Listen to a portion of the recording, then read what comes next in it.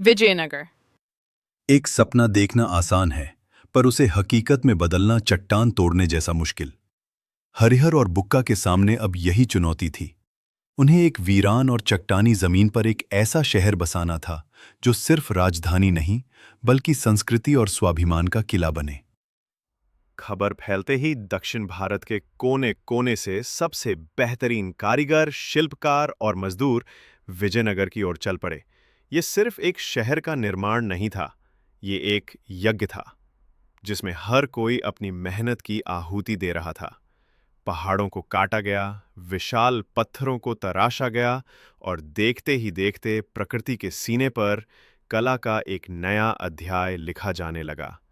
शहर को 7 दीवारों के घेरे में बनाया जा रहा था ताकि दुश्मन की हर चाल नाकाम हो जाए। उन्हीं कारीगरों के बीच देवा नाम का एक नौजवान मूर्तिकार था। उसकी छेनी जब पत्थर पर चलती तो बेजान पत्थर भी कहानी कहने लगते। उसकी आंखों में एक ही सपना था, अपने राजा के सपने को दुनिया का सबसे खूबसूरत सच बनाना।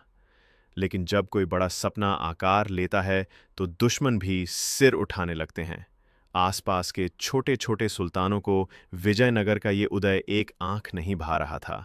वो अक्सर हमला करते, लेकिन विजयनगर की बढ़ती ताकत के सामने उन्हें मुंह की खानी पड़ती। पर असली खतरा तो उत्तर में बैठा बहमनी सल्तनत था। विजयनगर और बहमनी दोनों ही दक्षिण में अपनी ताकत का परचम लहराना चाहते थे। ये दुश्मनी दिन ब दिन गहरी होती जा रही थी। एक शाम जब पूरा शहर अपने काम के बाद आराम कर रहा था, एक घुड़सवार बिजली की तेजी से शहर में दाखिल हुआ। उसकी सांसें उखड़ी हुई थीं और आंखों में खौफ था। वो सीधा दरबार की ओर भागा।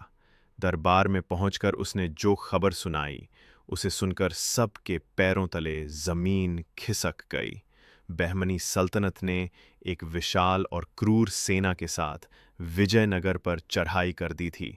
उनकी सेना विजयनगर की शुरुआती सेना से कई गुना ज़्यादा बड़ी और ताकतवर थी। ये खबर आग की तरह फैल गई। शहर पर खौफ का साया मंडराने लगा। क्या एक बनता हुआ सपना हकीकत बनने से पहले ही कुचल दिया जाएगा? क्या विजयनगर अपनी पहली और सबसे बड़ी परीक्षा में टिक पाएगा?